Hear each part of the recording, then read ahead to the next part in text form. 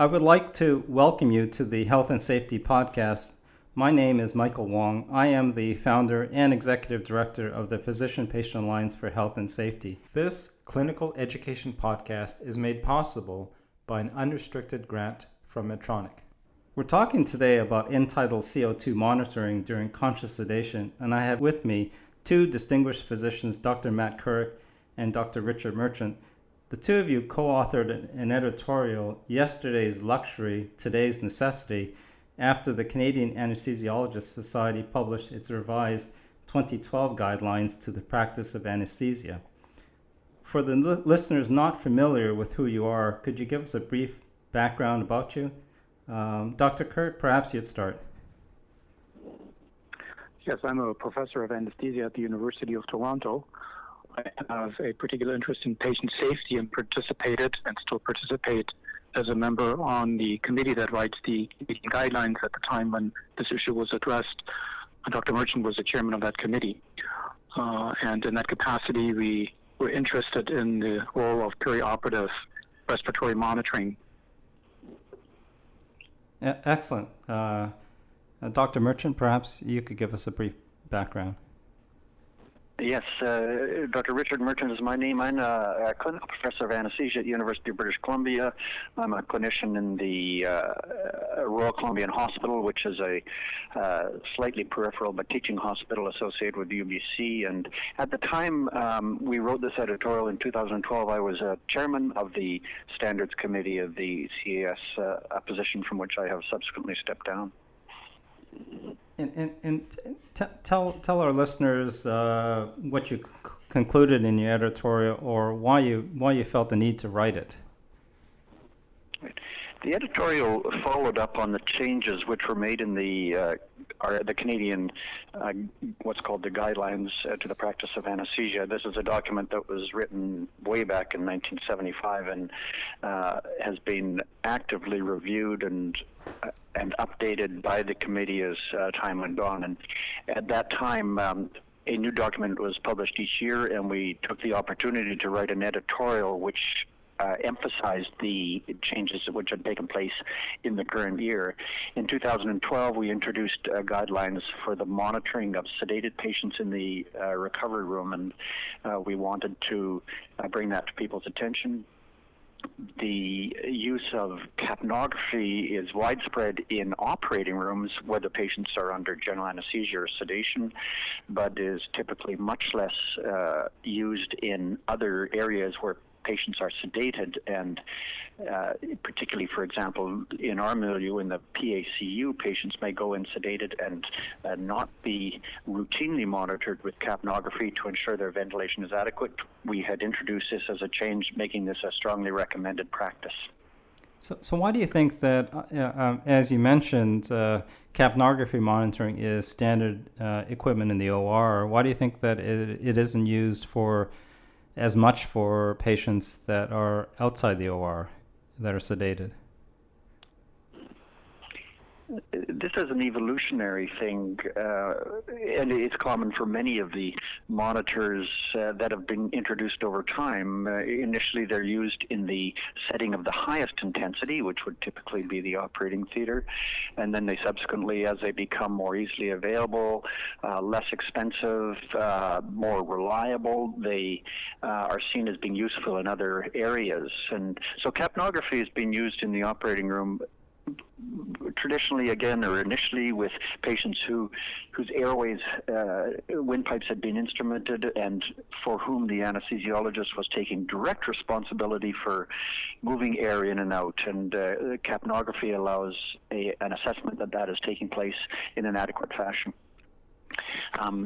Patients such as that can subsequently be extubated and taken to the recovery room, but they still remain at risk of respiratory depression, of problems with their breathing, and that's related to the various interventions that have happened to them, including sedative drugs and narcotics. And it remains a time of risk, not as high a risk potentially as in the operating theater, but certainly a time of risk for respiratory depression and the consequences associated with that. We wish to emphasize that that was so, as have many learned bodies, including the Anesthesia Patient Safety Foundation and the American Society of Anesthesiologists, but in the Canadian terms, we wish to emphasize that that was something which needed to be taken care of, and that judicious monitoring of appropriate patients needed to carry on through into the postoperative care areas. If I can just add on to that. Sure, go ahead. If I can just add on to that, that the way capnography has evolved was primarily based on monitoring in the operating room, and we have to recognize that the patient behaves, so to speak, a little bit differently in the operating room compared to the recovery room or after the recovery room discharge, perhaps on the floor. In the operating room, the patient is essentially motionless and often intubated, so that gives a very high-quality capnographic monitoring and means that the capnographic trace and the analysis of the alarm has a very good sensitivity and specificity, resulting in a very good positive predictive value when you look at the alarms of these monitors, as the patient may be transferred from the operating room, extubated into the recovery room, even though deeply sedated, making him still likely to have adverse respiratory events. He may be a lot more mobile, and the anatomy of the airway changes. He's no longer intubated. So that brings along certain challenges with respect to capnographic monitoring, and the technology is evolving, and some of the sensitivity and specificity, particularly in the later postoperative phase, including monitoring on the floor, is yet a matter of ongoing investigations. And you mentioned sensitivity. We did a survey a few years ago asking clinicians whether they would, let me step back. Most of them said that they would monitor more if alarm fatigue was going to be reduced, or whether if the sensitivity, as you put it, of the capnograph would have been increased. So do you think that would be the case today still? Well, alarm fatigue is a very serious issue. I mean, we all are aware of that many clinicians have the tendency, sometimes actually do it in practice, to turn off the alarms, particularly in high workload situations, because they're overwhelmed with the alarms, and some of them may not necessarily add a whole lot to the clinical care. And if the capnographic alarm is overly sensitive, and therefore setting it off may be a result of an artifactual movement of the patient or displacement of the cannula, because again, in the recovery movement on the floor, the patient may not necessarily be intubated. So, for example, the patient shifts in the bed post-operatively from the right to the left side. The monitoring cannula that monitors capnographic tracing in that setting may temporarily become displaced, even though the patient is not at risk for respiratory events.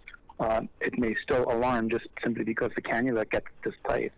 So that cannot be adequately dealt with, and that creates a problem because it may overwhelm the clinician, be it a physician or a nurse, with the number of false positive alarms resulting in alarm fatigue. And as I said, this is evolving and will likely have to be investigated and addressed.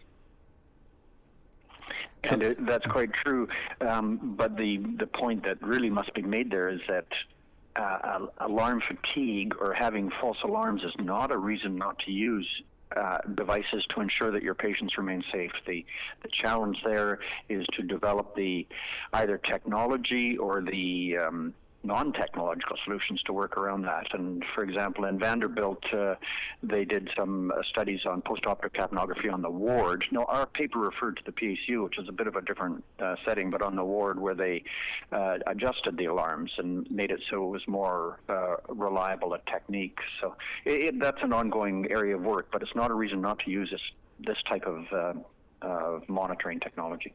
And the other thing we've heard from healthcare facilities is just educating the patient. I know you mentioned sort of the patient being more active, and obviously some of them find the nasal cannula to be not pleasant to wear, and so they may take it off, which could create a false alarm and that kind of thing. So healthcare facilities that we deal with, they have said if they tell the patient and the family sort of what's going on, and why they're being monitored in such a fashion, usually that tends to decrease the number of false alarms. Do you find that true in your practices? Yes. Well, as I said, just to go back to what Dr. Merchant also just emphasized, that the editorial dealt primarily with an area that traditionally had not been captured in the Canadian guidelines, and that's patients whose airway may not have been instrumented but who are deeply sedated. In those patients, traditionally, you would probably not get a whole lot of false positive alarms because they're deeply sedated. They move around a lot less. What you're referring to is primarily a problem on the floor. And there are currently ongoing debates about who should be monitored and what optimal monitoring would reflect to, and I don't think there's a final decision made on that yet. Yes, no, you're right. So most clinicians and patients think procedures requiring procedural sedation are minor and, in a sense, risk-free. What do you think is the biggest danger in procedural sedation, and why would you recommend capnography monitoring for these patients? I'll take that on. The reality, including since we wrote that editorial, is that the use of procedural sedation is increasing. It's increasing progressively, and care is being moved out of the expensive critical care hospital basis into other settings, less critical in terms of monitoring places. So, in fact, the complexity of cases is going up that are undergoing procedures under sedation.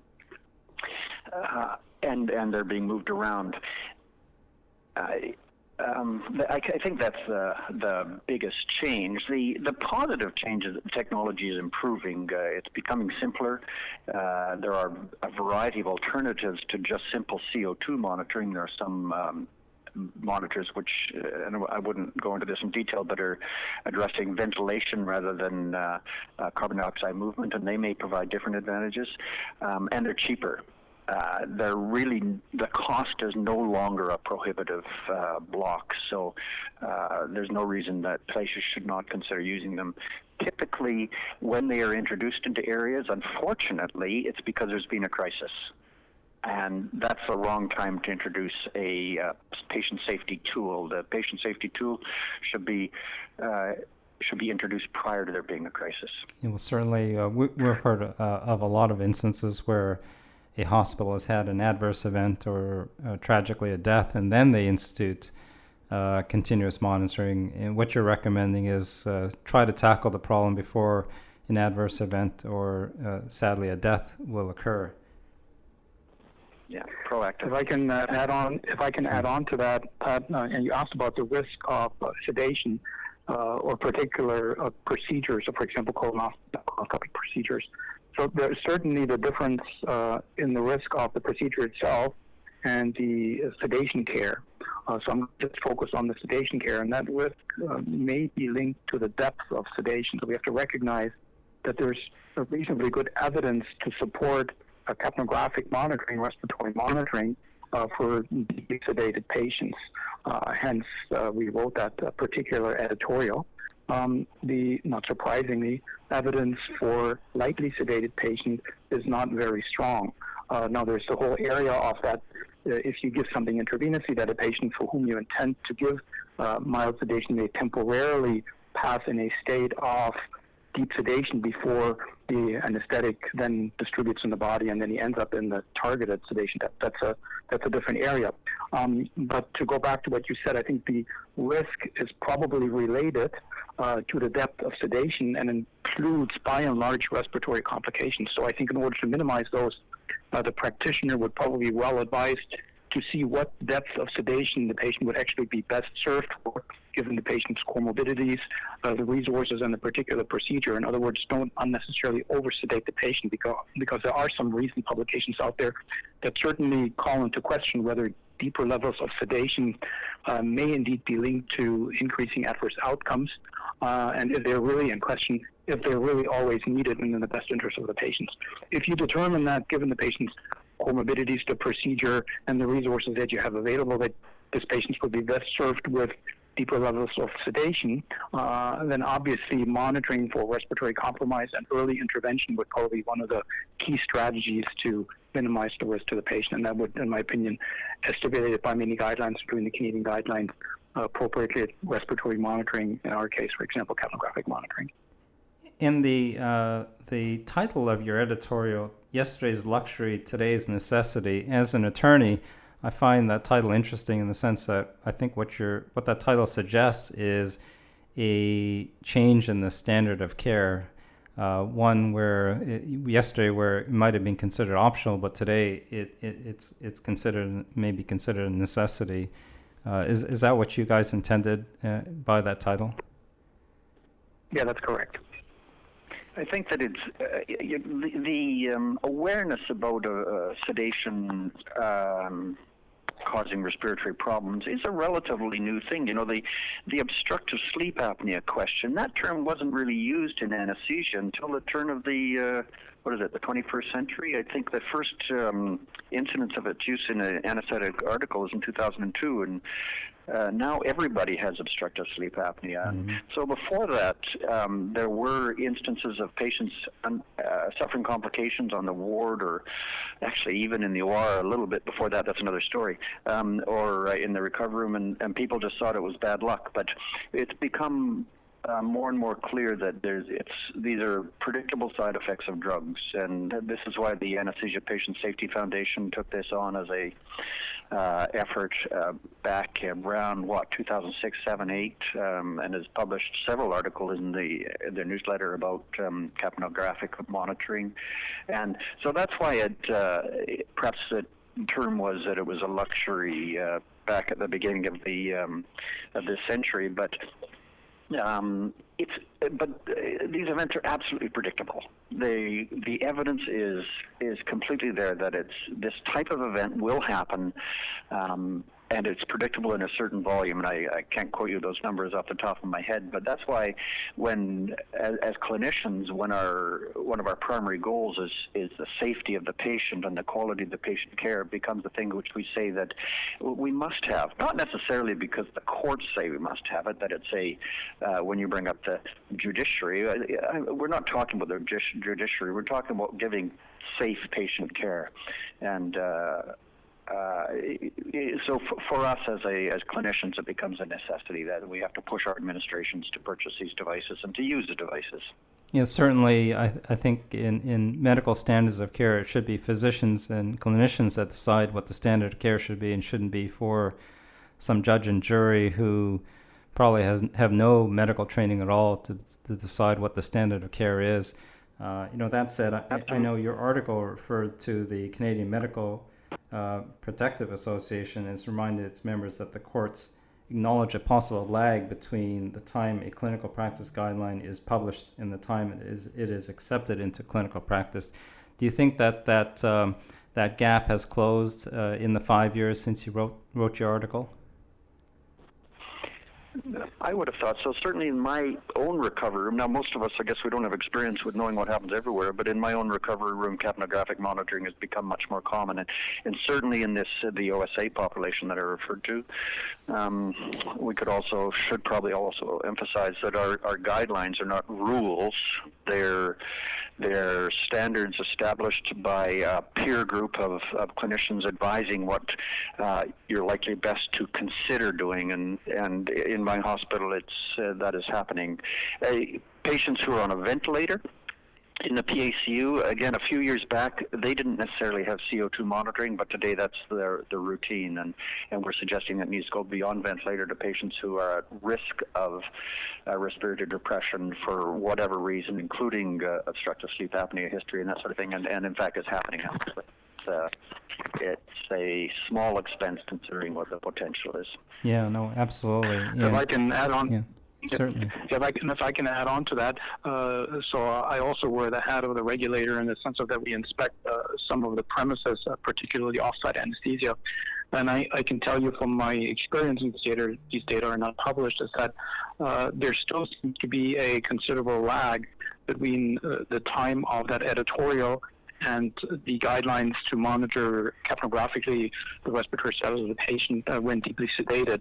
And I'm talking just about the operative aspect. I'm not talking about the recovery room. And there are probably two components to it, or several components. So one facet is the fact that things lag behind in the hospital, because that does require purchase of additional hardware, and sometimes if you apply within the hospital to purchase additional hardware, there has to be an administrative process to go through, and that can take several years. So we have not infrequently hospitals who are still in the process of upgrading their capital equipment in some of the off-site locations, for example, in the gastroenterology suite, where traditionally that monitoring equipment was not available. The second reason is that there's probably also a gradient between the location, the type of the hospital, so some of the changes may happen more rapidly in larger academic centers and may thin out as far as the speed of implementation goes into the periphery. And the third factor is it depends also on who's actually responsible for the sedation, because the guidelines we have to recognize are written by anesthesiologists and published in an anesthesiology journal.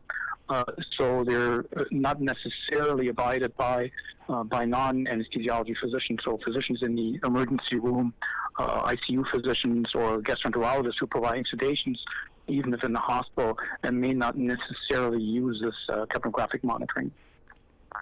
I mean, ideally, all patients receiving sedatives should be monitored, but there are obviously some that they're receiving heavy sedation, or as you mentioned, OSA patients. Are there others that you would highly recommend be monitored?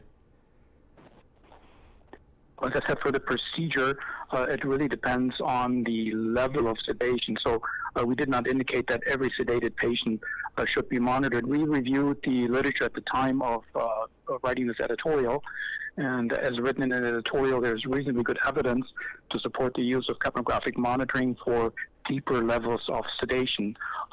For minimal levels of sedation, there's not surprisingly relatively little evidence of the patients pretty much awake but relaxed the whole time.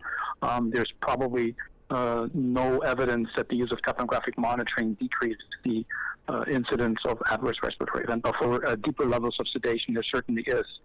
So that's the key.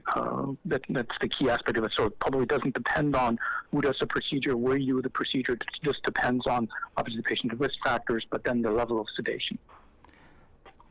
So absolutely. If you can talk to your patient, they're probably not suffering respiratory depression. So that's probably safe enough. One of the little risks of that, of course, is that once you stop stimulating your patient, can they then lapse into a deeper state of sedation? Because it's a balance between sedative medications and stimulus. So I can visualize a scenario potentially in the emergency department where somebody's having their fractured wrist replaced. Certainly when you're in the middle of having broken bones manipulated, it's very stimulating, you're going to be awake. If it's not very stimulating, if they're manipulating your broken bones, then actually you're probably under a general anesthetic and not sedation. But if you're awake and talking to the patient and then everything settles down, the clinician needs to be aware that this is at a time when the patient continues to need monitoring. Drugs don't go away instantly, and other effects can do. So again, the technology is a supplement to good, thoughtful, careful clinical practice. Oh, excellent. Thank you so much. Any last words you'd have for clinicians who are maybe tackling with the obstacle of purchasing equipment and why they need to monitor their patients, particularly those under deeper sedation? With respect to purchasing the equipment or general practice? Well, purchasing equipment obviously seems to be what we're found in speaking with clinicians seems to be a big hurdle. Any words of advice that you would give to folks if they want to implement continuous monitoring in their facilities? Well, I think negotiating with. Sorry, I was going to say use the equipment is not very expensive now, not compared to many pieces of equipment that are used in hospital these days. The advice is to use materials such as our standards of practice, which say that peer clinicians advise very strongly that this equipment be available for this use. And the APSF literature is very strong on that. And the ASA literature similarly. So to use those tools and keep pressing. None of these things can be done instantly. No administrator, in my experience, you walk up to and says, we need to buy this, and he says, sure.